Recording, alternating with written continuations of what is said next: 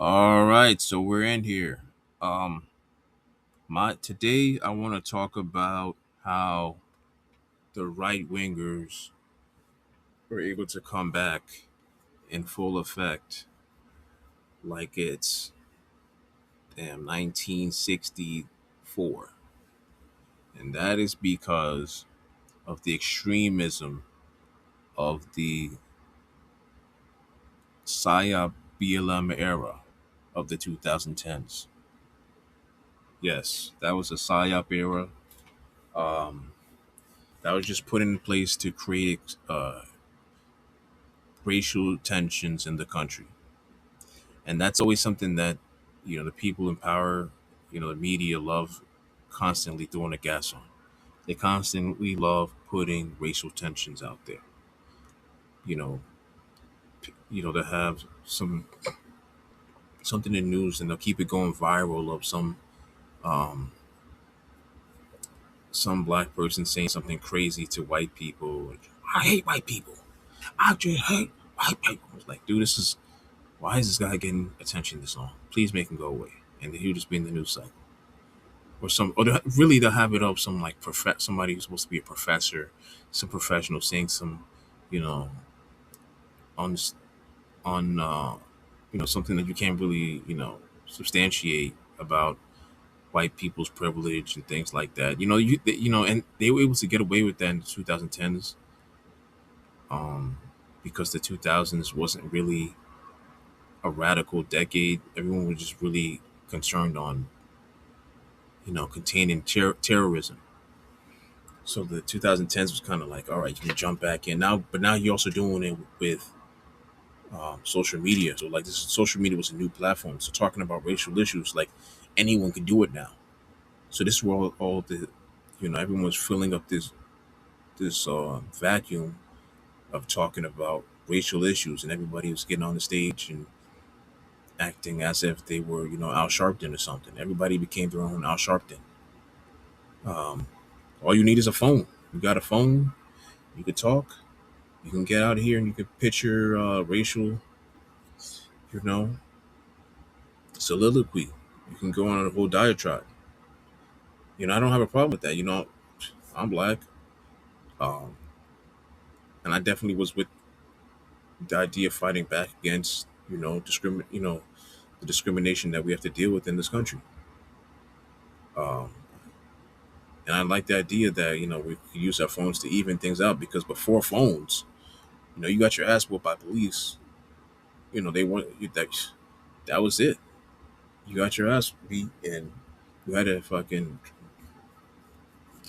hope the news crew cameras caught it or whatnot. If people, or if there was, you'd hope that there's enough people around you that cared about the type of ass whipping you just took to help you out, and put the word out there that the police is acting up. So, like I said, like now we're in the 2010s.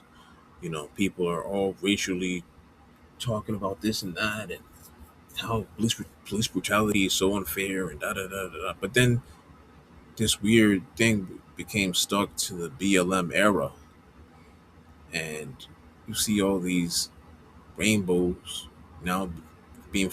You see a black power fist on rainbow flags, and pink and blue flags, and all this other shit. And so it became now the BLM movement's now being co-opted by an alternative lifestyle. And so now we got to see all this stuff going on. Now they're talking, no, it's not just black lives that matter, trans black lives matter. And so now, the BLM movement got a bunch of nonsense going on, just like other things. Now in the 2010s, starting with Bruce Jenner becoming Caitlyn Jenner, now everybody's talking about how, you know, trans people are all of a sudden being, attacked, and they're facing discrimination because people can't accept them for who they are. And so that's now we're talking about that, and regular gay or LGBT issues, and then also talking about the BLM, black discrimination. All this stuff is getting blended together, along with immigration issues. So all these things are being blended into one smoothie. All right. So then it kind of turns into to fuckery, and that's what I saw a lot of when I went to the some of the protests in 2020. I saw a lot of people coming out there, and most of them were white, out there, yelling about this and all these super liberal talking points. I'm like, this ain't something that the black community, the regular, like, especially like regular, normal heterosexual black men are going for. This is something that somebody else, these other people talking this way. These liberals and these rainbow people. So, that's how all that went down. So then, after all this, the climax of the BLM movement in 2020, with George Floyd and all of that, you had all the crazy viral hashtags because all the different people were victims of police brutality. All that stuff happens. Black people constantly seeing viral images of black people being targeted by the police. Everyone's constantly, antagonized and, you know, saying radical stuff online and saying, now we're woke and, taking a knee, um, during the, what am I trying to say? Everyone's taking a knee during the,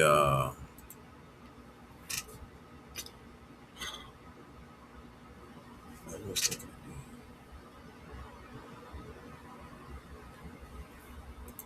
Oh, everybody's taking a knee for the anthem, the national anthem. So now white people are getting pissed off. Now they're like, bro, what are you guys doing to our country? That, how it is when those type of white people show up. What's happening to our country out here, not standing up for the flag, the national anthem. You're not doing that, and you're talking about all this black people stuff, and you're not grateful for this country. You're not grateful for the police. You're not seeing, all this kind of type of stuff. You're not um you blacks, or just not even seeing you like you all these woke people. They took the word woke and, it turned into a different type of had a different type of connotation to it. So, all you woke people going out here and with all your gender identities and all this sexual confusion and all this racial hatred for white people and complaining about how white people are doing you wrong. They're like, hey, I'm white. I've never done anything to anybody. So this is the type of feeling that many of these white people are feeling. They're like, yo, I've never been in the Klan. I've never, chased a black person out of town. I've never, been able to get a job and or being able to get a job because I'm white. And so these guys, they start to push back. So you start seeing the rise of, the Tucker Carlsons. Um, you start to see the rise of course, Trump. Trump starts to come into play. He's really the main one that starts to talk against immigration in this type of way. He calls Mexicans that's crossing the border, that word, our word. He's out here, saying all this stuff about different groups of people and how they're not, really American. They don't really understand what it is to be American. And so he's speaking the language of these people. So this is the beginning of the push to the alt right. So you got Richard Spencers, the uh, Jared Taylors. You also get the black ones like Candace Park, or did I say, is that her last name, Parker? I think so. Candace Parker. No, not Candace Parker. That's the basketball player. Candace Owens. Candace Owens. All these different people. They coming up. They start popping up, and and they're talking about how it's uh, there's no racism anymore, and it's stuff that I've heard even when I was young on Fox News. There's no racism anymore. Black people need to take responsibility. America's a good place to be. You know, um, it's more about raising families and having values. All these types of talking points. It's coming with that's what comes with the right. They talk the family values type stuff, even though many of them don't really live that stuff. Um, but that's the type of stuff that goes on. And so we go through like I said, we were through the 2010s, we're in 2020s. Um, so now people identify with Trump. He's been kicked out of power. The whole January 6th thing goes down, and people are pissed off because they feel Trump has been screwed over and pushed out the White House. So now Trump is seen like a downtrodden, white man that's pushed, talking for the white, the uh, middle American white person. So you have this so people identify with him. So now they're like, yo, like, he's out here trying to do for us, and they're trying to kick him down. All the woke mob, they're trying to go after him, so they feel like, they're the downtrodden ones. They want to support Trump at any turn. So that whole thing, you know, that now there's that whole, what do I want to call it? That whole, all that energy being built up now. Now the alt right is, out here, and it has a strong base now. Because before, the conservatives were pretty weak, especially during their Obama years. They didn't really have anybody that could really go out there toe to toe. But now they got their guy Trump, and they're all up in arms, and they're an army. They've had enough of liberal talking points running this country. They're tired of all this anti-patriotic stuff. They want this country, you know, they want their good old American pie that they had. They don't want to hear people saying, America's, never been a good place, or America's bigoted, or America's that. They're like, nah, fuck that. You come out here talking that stuff, we're gonna fucking, eat you alive. And they're now on social media. Now if you want to go out, if you think you're gonna be famous and you're gonna talk that stuff, they're gonna come after you. So now it's like you have to be on one side or the other. So it's like almost like everyone else is gonna be kind of quiet on things. That's what it is now. It's like now you're on either extreme. You're either gonna be on the left side where you're like, purple-haired people deserve to be able to go to school and have drag queen parents and adopted trans kids. Like you have those people on one side, and then you have like the other side where it's like, they have like blood tribe tattoos, and they're talking about preserving the white race. All this type of stuff. Like it's like you got all this is going on. You got, and so it's like how do we get out of this? And it's also not good because you have a lot of these podcasters like Sneeko and Fresh and Fit. Um, you have uh, big time Nick Fuentes. You had Charlie Kirk. Now he's a martyr. Charlie Kirk. You have Candace Owens. Uh, you got so many that's talking those right wing talking points. And now Trump is kind of seen like in this like light of being like a badass. So many people look up to him and think that he's really going to save the country and bring America back to being the great country that it was. So now it's like it's cool to be patriotic again, which is kind of how it was in the 2000s, early 2000s, when people thought America, America had been attacked and Iraq did it. So everybody was like, yeah, we need to go after Iraq. And, everybody was feeling real patriotic then. Everybody was united. No one was on any uh, weird feelings. Everybody understood that, we have an alleged, we have what we see as a alleged enemy, or we see have what we see as a enemy, and we need to take them out. Um, so now we're in this in an era where everything's extreme. Everybody's everybody's being trying to being put into an echo chamber,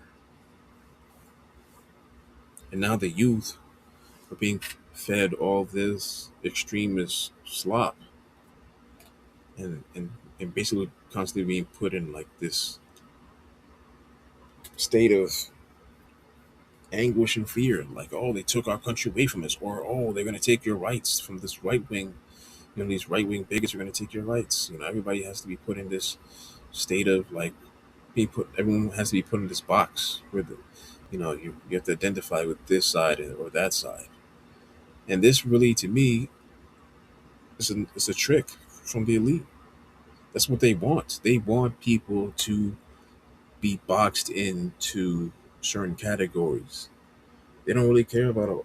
They don't have no morals. They're not really right wingers or left wingers. They are the 1% who want to run everything. They want to run our lives. They want to control our lives. And being on this earth long enough, I can see the pattern. I've watched enough YouTube videos, read enough stories, looked at enough news to see that these rich people, these uber rich, pe- wealthy people, want to control our lives. The best way to do it is have everybody identify in all these different boxes. You have a gender identity, you have a sexuality, you have a racial identity, you have this uh, religion. You feel like it's you against everybody else, and you only could be in your religion. You have a uh, you have all these different groups that people, or your political identity. You have all these different groups that people are kind of being pushed into and echo chambered into.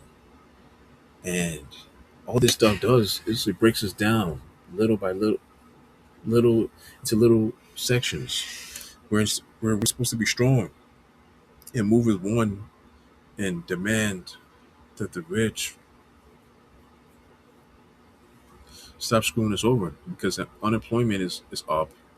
The economy is being said to be good, but things haven't gotten better. Inflation has screwing people over. The cost of living is not matching the the rate of inflation. Uh, College debt is fucking kicking people's asses, and Trump is out here being a dickhead about that. Um, they're screwing people over. They're trying to take away dual citizenship. It's like, why do that? Like, come on. They're just screwing over everything. It's only year one of this shit. They're screwing over everything, and it's really irritating seeing how no one's really saying anything because of how now everything's being pushed to extremes. So everybody's in their own echo chamber instead of us being able to unite and really bring a devastating punch to get these elitists to understand, like, hey, we're here and we see your fuckery, and we don't believe in the way that you guys are carrying yourselves and how you're abusing the working class and destroying the working class. That's has been happening, especially since like the 80s. Mainly started with Reagan destroying the working class and allowing the rich to become so much more wealthier. That you guys are destroying the working class and people aren't saying anything. For real, for real. And this is because everyone's in an echo chamber. And I want to talk about, we have a lot of younger white people that feel that they are in a downtrodden situation. You know, they feel that they're being ignored. And you see the comments all the time. And Elon Musk is feeding the flames, feeding the flames. So you have a lot of white people who think, especially younger Gen Z white dudes and younger millennials, who think that Elon Musk is one of them. That he's out here worried about the birth rates. He's worried about Western civilization, even though he's out here cool, allowing, he's for basically H1B visas, Indians getting in here. Yeah. How's that helping white civilization if he's really concerned about that and really caring about that? This dude don't care about that. All right. This dude is he wants his he wants his weird projects to go through. He wants his ego to be his bratty. He's another rich brat, come from a uber rich family. Okay. They basically side with the apartheid, uh, and it helped them, be where they are. And you have to think about that mentality. When you come up through that mentality, if knowing that you came up in an unequal environment, you don't want to have an environment where you're equal to other people, or other people can also become like you. You're like, fuck that. Knock the fucking ladder down. You're gonna knock the ladder down and screw over everybody else, so that you can just keep your advantage. And you go out here and you buy up Twitter, right? So now you have a social platform. But then you do it in a way where you don't seem like you're trying to buy up a platform to control how people speak.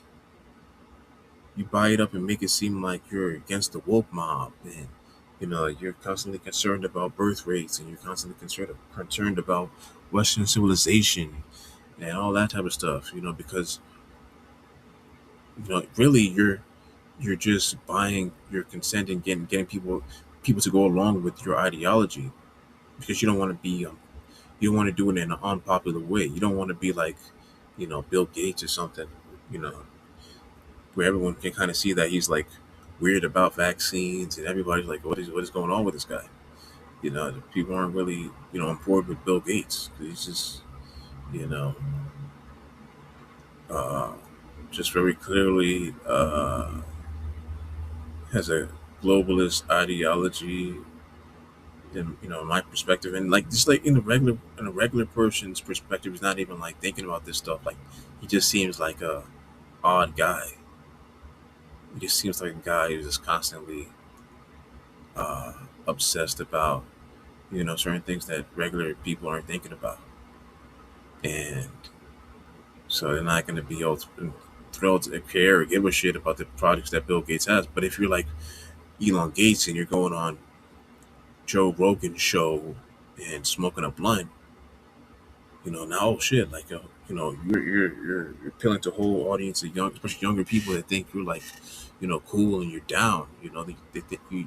They're thinking that you're one of them. You're just a regular guy.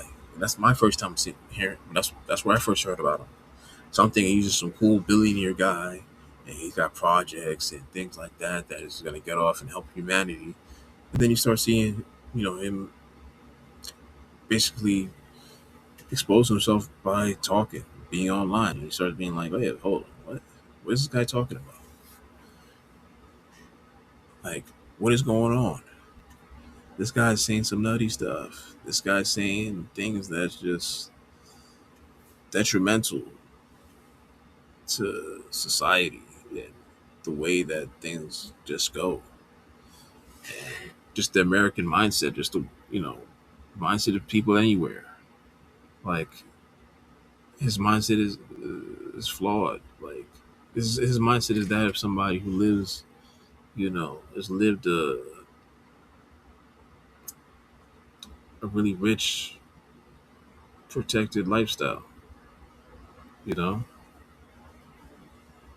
so he has fake issues, and is trying to relate to the rest of us. From my view, and that's what you have going on. These guys like this, they don't care about society. They benefit off the ills of society, and they keep pitching the same problems. That's why society doesn't go anywhere. If you look at videos from 50 years ago, civil rights movement, we're arguing about many of the same things now, because guys like him benefit from us being screwed over. They don't benefit from us, you know, having affordable jobs where we can just work one job. They don't benefit from having a strong family structure. They don't benefit from us, being united. not thinking along the lines of racial loyalty. They don't benefit from, people, instead of being stuck to just only helping people of their religion, looking at other religions and, you know, being in solidarity with them. That doesn't help guys like him. It helps when we're all bigoted towards each other. Yes, it doesn't, but it doesn't really mean anything at all. It all hurts the rest of us because the people at the top are laughing.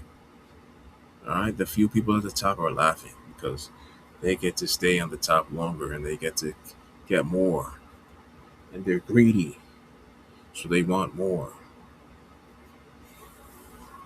and and basically we're gonna become enslaved by them. The technology, I think, is gonna get to a level where if we don't start acting up soon, they're just going to be able to enslave or just like really keep track of us to where you know they're gonna know our movements and they're gonna know they're gonna know who's like the resisting type and the ones who don't listen and punish those types and you know reward all the non-thinking people. Create that type of system because Elon Musk is definitely the type to do that. And then he also got his Neuralink stuff. He's trying to have Neuralink subjects, people, um, things like brain interface technology, where they put like a microchip in your brain, or yeah, I think put a microchip in your brain. Yeah, it's like you got to be stupid to try that. You got to be really not giving a fuck about your life to not to go ahead like a real Elon Musk fanboy to go ahead and try that. But yeah, so you have all these Elon Musk fanboys, thinking that he really is gonna do something for them, take them like with Trump to build America into something great. Like neither one of these guys give a shit about regular people.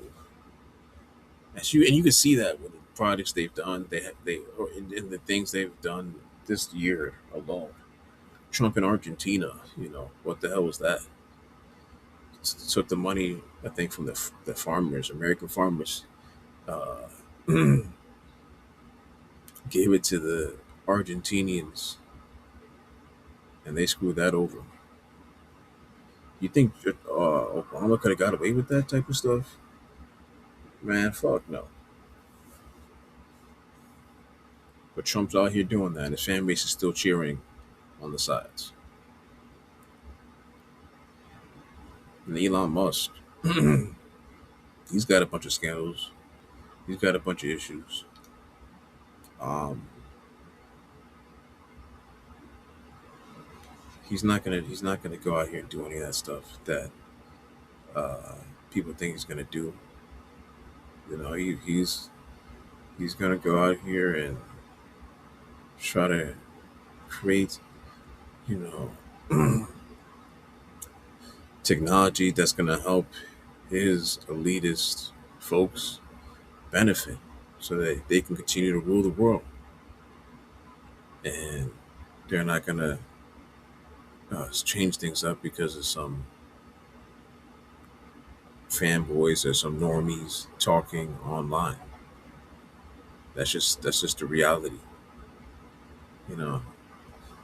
And these guys are at a level where they have been able to manufacture consent, you know, and they have a bunch of brain dead followers that go along with everything they say, so they can just so they feel like they're untouchable, and they can just do all these uh, they can say wild things and do all types of nonsense, and it's just whatever.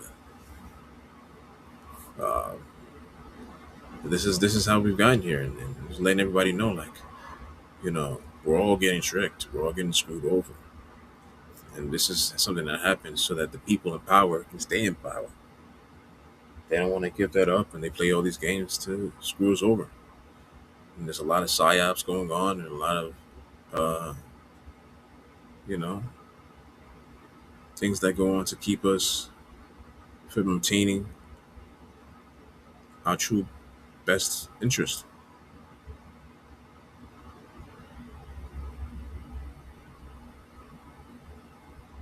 All right, before let me get back to it. So, like, we got to pay attention to the people in power, more. We got to be paying attention to Peter Thiel. We got to pay attention to Bill Gates. We got to pay attention to Elon Musk. We got to pay attention to Warren Buffett. We got to pay attention to, the oil companies. We got to pay attention to these other super rich people in Silicon Valley and high tech type people. We got to pay attention to, people that supposed to be our politicians are supposed to make sure, our food is safe and our water is clean and all this type of stuff that we don't pay attention to. We're always misguided and paying attention to things that don't benefit the masses. We have to think like that. We have to think about the masses. And if we can't do that, then civilization ain't going nowhere. Things are just going to go backwards. And that's what we have to think about. Make civilization great again by thinking of everybody. Generally, just thinking about the well-being of the general public. All right, that's what you. If you want to make things better again, think about the well-being of the general public. What are things that people want to do? They want to make sure they have generally a house over their head. All right, that meets the standards. All right, they want to be able to live a livable wage. That's what everybody wants. Livable wage. People want to be able to feel safe in their community. People want to be able to get educated. People want to be able to raise families. And all these things, all these things got to happen um, the right way, in a non-corrupt way, for society to be where it's going to be. We can't have a corrupted society. Uh, yeah, that's we gotta weed out the things like these uber rich people that are influencing everything, and we gotta weed out those are just um, those that just want to be on their own island, where they want to do things to the detriment of the majority of the people. We can't have that. Like, if we really want to benefit, we got to look beyond that. And young people need to understand that. Not allow these types of people to indoctrinate you. We have to realize the importance of sticking together. We have to realize the importance of unison. All right, because that's something that's very hard to see. It seems very hard to achieve. Getting everybody on the same mindset, and that's where I want to talk about Occupy Wall Street next. My next episode, because that's where I felt like we were the closest for real in tackling these billionaires. But there's like it wasn't enough direction, and everybody's kind of like just regular people. They were just regular people coming to protest and just demonstrating outside of the banks and stuff like that.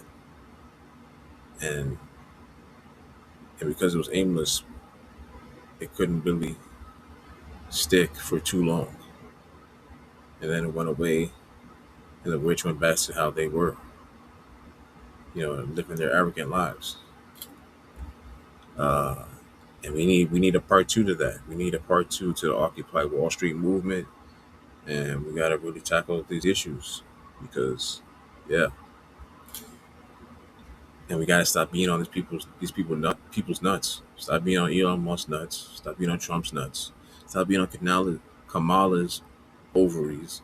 Stop being on Hillary Clinton's ovaries. Stop worshiping these people. Start asking them what's going on because they work for you. They're supposed to work for you, not the other way around. So why are you out here being a fan of them? All right. So the more, so we have to tackle the issues in society that allow corruption to take place. And what happens when corruption takes place, you have all these people that can get into power and become and bring tyranny into our society. That's what America needs to tackle. I think that's the best way of putting everything that's if you want to sum everything up into that simple understanding. If you want society to get better, you have to tackle the issues that bring corruption around and bring extremism into society. All right, and then tyranny can go down, and we can pop that bad pimple right up out of here. So I'm out. Y'all can see me in the next episode.